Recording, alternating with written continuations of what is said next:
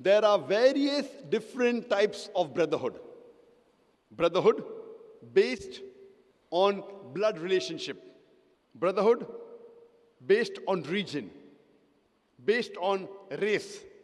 Brotherhood based on caste, on creed, on color.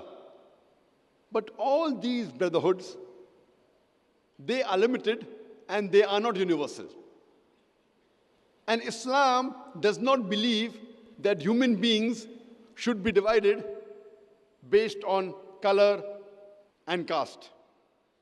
I started my talk by quoting a verse of the glorious Quran from Surah Hujurat, chapter number 49, verse number 13, where Allah subhanahu wa ta'ala says, Ya ayyuhan nasu inna khalaqnakum min zakarin wa unsa wa ja'alnakum shu'uban wa qaba'ila lita'arafu inna akramakum indallahi atqakum inna Allaha alimun khabir.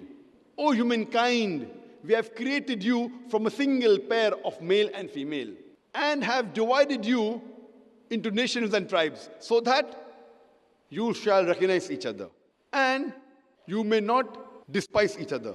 And the most honored in the sight of Allah subhanahu wa ta'ala is the person who has taqwa, the person who has God consciousness, piety, righteousness. Allah says in this verse that He has divided the human beings into different tribes so that you may recognize each other, not that you may despise each other. And the most honored in the sight of Almighty Allah is the person who has taqwa, God consciousness, righteousness, piety. Allah says in Surah Rum, chapter number 30, verse number 22, that amongst His signs, He has created the heavens and the earth and has created different languages and colors. Verily in it is a sign for those who understand. Allah subhanahu wa ta'ala has created people in different colors, having different languages, so that you may recognize each other. And this is a sign for those who understand. Allah says in Surah Isra, chapter number 17, verse number 70, وَلَقَدْ كَرَّمْنَا بَنِي آدَمَ, that Allah subhanahu wa ta'ala has honored all the children of Adam, irrespective whether they are black or white, yellow or brown, rich or poor, they're coming from America or Malaysia or India or Pakistan. Allah subhanahu wa ta'ala has honored all the Bani Adam, all the children of Adam. Besides Islam, there are other religions that believe that the humankind originated from a single pair of male and female, from Adam and Eve, may peace be upon them. But unlike Islam, the other religions, they believe it is the woman because of which humankind is born in sin.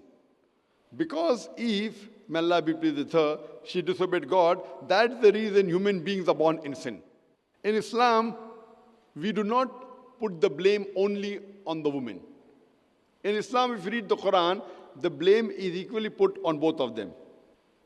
Allah mentions in Surah Araf, chapter number 7, verse number 19 to 27, where Adam and Eve, peace be upon them, both of them are addressed more than a dozen times. Both of them made a mistake, both of them repented, both were forgiven. The blame is equally put on both of them. There is not a single verse in the Quran which puts the blame only on Eve. May Allah be pleased with her. But there is a verse in the Quran which only singles out Adam, peace be upon him. Allah says in Surah Taha, chapter number 20, verse number 121, that Adam, peace be upon him, he disobeyed Allah. But if you read the Quran as a whole, the blame is equally put on both of them.